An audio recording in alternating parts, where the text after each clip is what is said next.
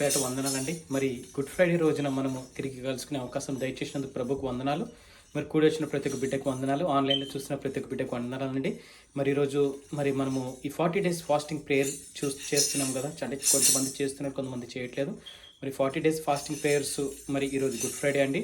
మళ్ళీ తిరిగి మూడో రోజు మరి ఆదివారం వచ్చేసరికి మనకి పునరుద్ధాన దినము, అంటే resurrection day. Because he is risen, he is still alive అని మనము దేవుని గురించి మనము ధ్యానించుకుంటాం. వాక్యం ధ్యానించుకుని దేవుడు చేసిన కార్యాలను మనం తలంచుకుంటామండి. మరి ఈరోజు మనము గుడ్ ఫ్రైడే కాబట్టి, అంటే దేవుడు మనందరి పాపాల నిమిత్తము ఆయన సిలువలో మరణం పొంది రక్తం చిందించి, ఆయన చాలా ఉన్నతమైన మనిషి, పరిశుద్ధుడు, నీతిమంతుడు, ఆయన దేవుడు. అన్నిటికన్నా ముఖ్యంగా ఆయన మన కోసం భూలోకంలోకి వచ్చి మన పాపాలు పరిహరించడానికి ఆయన శిలువ మీద మరణం పొందాడు. సో మనము అందు నిమిత్తం ఈరోజు ధ్యానించుకుందాము. చిన్న పాట పాడుకుని వాక్యదానం చేసుకుందాం. చిన్న ప్రార్థన చేసుకుందాం. పరలోకమందు మా తండ్రి, నీ ఘనమైన లెక్కలేని వందన స్తుతులు స్తోత్రాలైనా ప్రభనైనా ఈరోజు గుడ్ ఫ్రైడే రోజున నాయన మేమందరం కూడా కలుసుకుని సహాయం దయచేసిన మీకు వందనాలు తండ్రి. నాయన మా గురించి మీరు శిలువలో మరణం పొందిన విధానానికి మీకు వందనాలు తండ్రి. ప్రభ మా గురించి మీ విలువైన రక్తాన్ని, పరిశుద్ధ రక్తాన్ని చిందించినందుకు మీకే వందనాలు తెలుపుకుంటాను నాయన. మీకే వందనాలు, మీకే స్తుతులు స్తోత్రాలు తండ్రి. ప్రభ నాయన మీకే మహిమకంతా చెల్లించుకుంటూ ఆది నుంచి అంతవరకు నాయన మీరే తోడుండి సహాయం తెచ్చి నాతో మీరు మాట్లాడండి. మేమైనా తెలుస్తే తప్పులేసి క్షమించమని చిన్న ప్రార్థన నజరేయుడైన యేసు నామమున నడిపెట్టుకుంటాం తండ్రి. Amen, amen, amen. Thank you so thank you thank you.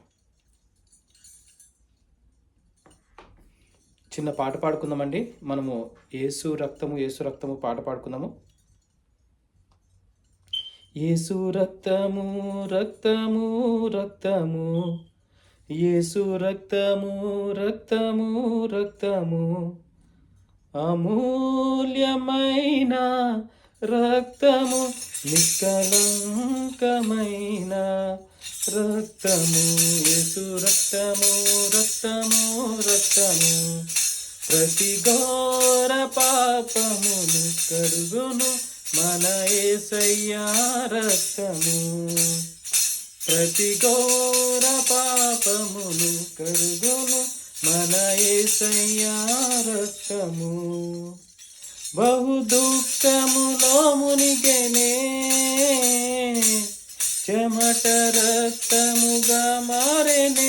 బహు దుఃఖములో మునిగెనే, చెమట రక్తముగా మారెనే. యేసు రక్తము రక్తము రక్తము, యేసు రక్తము రక్తము రక్తము. Hallelujah. Thank you Lord Jesus. Hallelujah, hallelujah. మనం చిన్న వాక్య ధ్యానం చేసుకుందామండి. ముందుగా 1 పేతురు 1 Peter 2:24 నుంచి మనము ధ్యానాంశంగా చూసుకుందాము. దాని తర్వాత మరి దేవుడు శిలువ మీద పలికిన 7 మాటలు ఒక్కసారి మనం తిరిగి ధ్యానించుకుందామండి. ముందుగా చిన్న వాక్య ధ్యానం చేసుకుందాం. 1 Peter 2:24 నుంచి మనం ఈరోజు వాక్యదానం చేసుకుందాం. 1 పేతురు 2:24 మనము పాపముల విషయమై చనిపోయి, మన పాపముల విషయమై చనిపోయి నీతి విషయమై జీవించినట్లు, మన పాప విషయములై చనిపోయి నీతి విషయం మనము పాపముల విషయమై చనిపోయి మనము నీతి విషయమై జీవించినట్లు ఆయన తానే తన శరీరమందు మన పాపములను మ్రాను మీద మోసుకొనెను. ఆయన పొందిన గాయముల చేత మీకు స్వస్థత నొందితిరి. ఆమేన్. సో మన పాపముల విషయమై చనిపోయి, అంటే మన పాపాలు, మనం చేసిన పాపాల గురించి ఆయన శిలువలో మరణం పొంది నీతి విషయమై జీవించినట్లు, అంటే మనం నీతిగా జీవించాలి. ఇప్పుడు మనం పాపాలు చేసామండి. మన పాపాలు చేసిన తర్వాత దేవుడు మన పాపాల గురించి ఆయన చనిపోయి మనం నీతిగా జీవించినట్లు ఆయన చనిపోయి ఆయన తన శరీరాన్ని శిలువపై మన పాపాల నిమిత్తము ఆయన మ్రానుపై మోసుకొనెను. అంటే ఆయన మ్రానుపై, అంటే మ్రాను అంటే శిలువ మీద మన పాపాల గురించి ఆయన రక్తం చిందించి ఆయన ఎన్నో ఇబ్బందులు పడ్డాడండి మరి యేసు. సో మనము ఈ వాక్యాన్ని ధ్యానించుకుని ముందుకెళ్దాము. మన పాపాలు మనము దేవుని సంధిలోకి వెళ్ళి క్షమించమని ప్రార్థన చేయాలండి.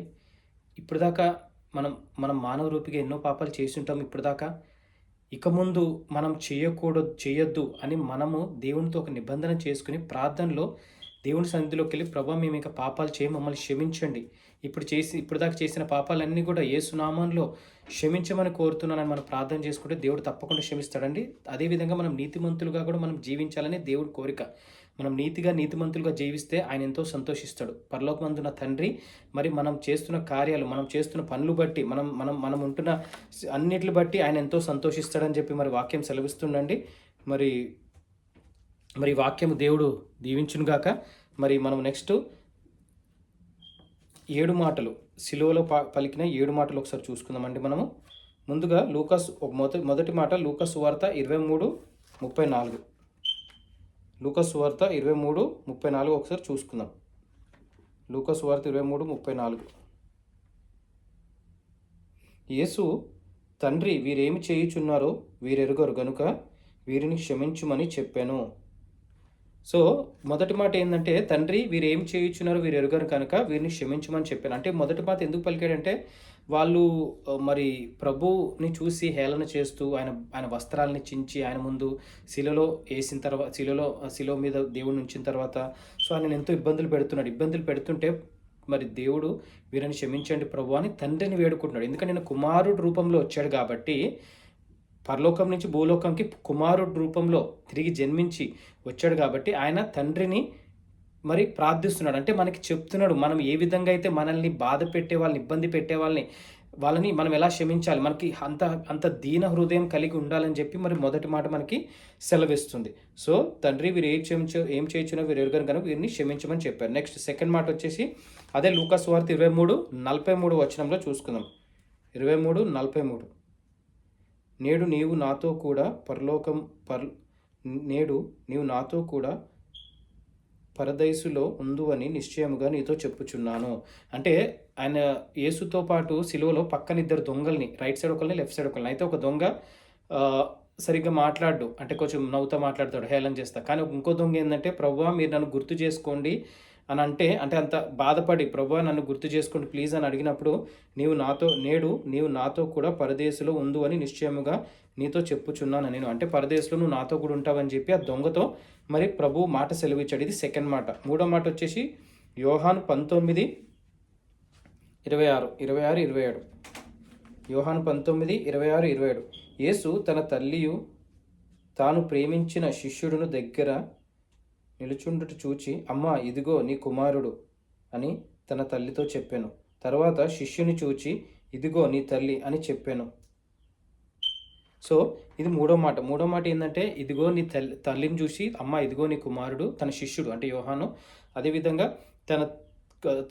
తన శిష్యుని చూసి ఇదిగో నీ తల్లి అని బాధ్యత, అక్కడ ఒక కుమారుడు బాధ్యత. ఎందుకంటే ఆయన పరిశుద్ధాత్మ ద్వారా మరి జన్మించి ఈ భూలోకంలోకి వచ్చాడో, మరి ఆయన తల్లి మరియమ్మ, సో ఆమె ఒంటరిగా ఉంటుండగా ఆమెకి అంటే కొడుకు బాధ్యత నిర్వర్తించాడు. ఏంటంటే తల్లికి ఇంకో కొడుకు లాగా తన శిష్యుడి నుంచి, ఇగో నీ కుమారుడు, సో ఈమె నీ తల్లి అని చెప్తున్నాడు. మూడో మాట. నాలుగో మాట మార్క్ 15:34. నాలుగో మాట మార్క్ 15:34. మార్క్ 15:34. సో ఇక్కడ వచ్చేసి 3 గంటలకు యేసు ఎలోయి ఎలోయి లామా సబక్తాని అని బిగ్గరగా కేక వేసెను. ఆ మాటలకు నా దేవా నన్ను ఎందుకు చెయ్యి విడిచితివని అర్థము. సో నాలుగో మాట ప్రభు మరి వచ్చేసరికి ఆయన ఏమన్నాడంటే, దేవా నన్ను ఎందుకు చెయ్యి విడిచితివి అని అర్థము. ఎలోయి ఎలోయి లామా సబక్తని అని బిగ్గరగా కేకలు వేశాడంట. ఎలోయి లామా సబక్త అంటే దేవా ఎందుకు నా చెయ్యి విడనాడితివని తండ్రిని ఆయన మరి బాధగా, మరి ఆ బాధ నొప్పి తట్టుకోలేక తండ్రిని ఒక్కసారి ధ్యానించుకుని, మరి ఇంకా చివరి శ్వాస విడిచే ముందు ఒక్కసారి తండ్రిని ధ్యానించుకున్నాడండి. ఆ దేవుడికి మహిమ కలుగును గాక. నెక్స్ట్ ఐదో మాట యోహాను 19:28. యోహాను 19:28.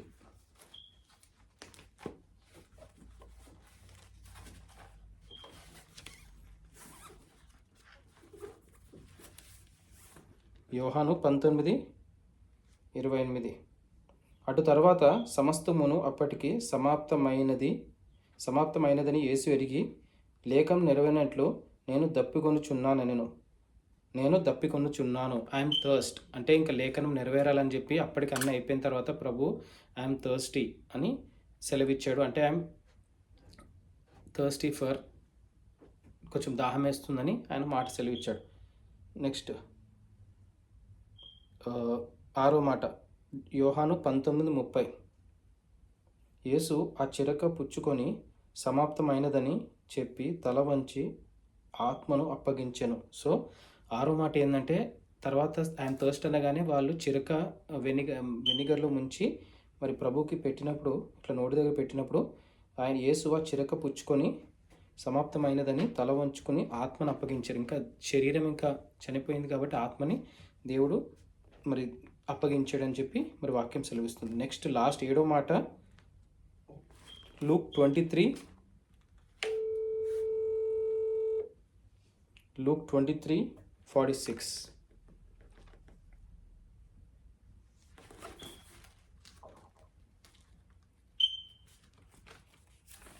మనం లూకా సువార్త 23:46 ఒకసారి చూద్దాం. అప్పుడు యేసు గొప్ప శబ్దంతో కేక వేసి, తండ్రి నీ చేతికి నా ఆత్మను అప్పగించుకొనుచున్నాను నేను.